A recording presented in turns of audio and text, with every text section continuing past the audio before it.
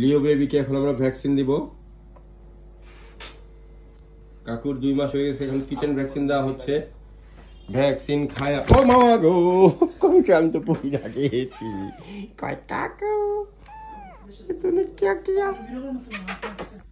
না, ভ্যাকসিনটা ভিডিও হইতেছে, ধরে রাখো সুন্দর করে, সিনেমাটোগ্রাফি হবে।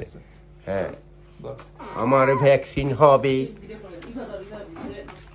দেখিও ভ্যাকসিন খায়, দেখিও কি ব্যথা পায় কিনা। ঠিক আছে, বিসমিল্লাহ।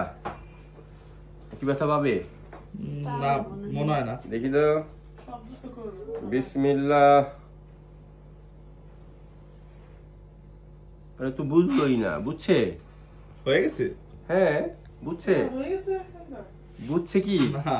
তুমি কি বুঝছো কাকু? আমি বুঝি নাই। আপনারা এখানে আসবেন ভ্যাকসিন দিতে, এখানে বোঝা যায় না, ব্যথা পাওয়া যায় না। বিল্লুর ভ্যাকসিন হয়ে গেল, ও বুঝলোই না, এখন সে খেলবে।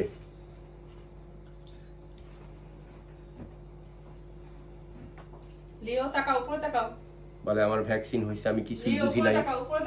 ভ্যাকসিন যে দিছে, সুই যে ফুটাইছে, আমি বুঝি নাই।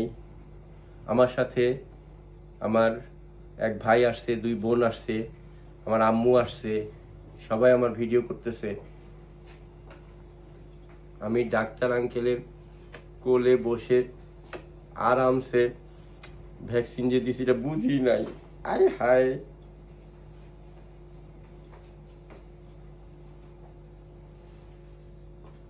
বেড়াল পালতে হইলে এইভাবে পালতে হবে।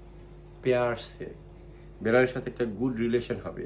ওকে আমরা ধরি নেই ছোট বলে, আমি ভাবছি যে ব্যথা হবে কিনা গায়ে, তাই না। ওই যে ও কিন্তু এখন আমার চিনে গেছে, বুক ধরফরানি নাই। প্রথমবার হয়েছিল, সে যখন দেখলো যে এ তো শুধু আদর করে, আমি তো কোনো ব্যথা ট্যাথা পাই নাই। সুতরাং ওকে আমরা ধরি না। আমার বোনের ছেলে আসছে একটা, ধরার জন্য ধরতে দেয়নি, ছেলে ব্যথা পাবে ধরতেই দিই না। ওর ধরার দরকার নেই, তোলে ব্যথা পাবে। ও তোলে ব্যথা পাবে, কিভাবে আদর করবা? তাহলে হবে কি, সে তখন বলবে যে মানুষ আমাদের আদর করবে। ওকে খাওয়ার নিয়মটা আমাদের একটু দেখাই দেন। দেখাই দিই, চলো এখন আমরা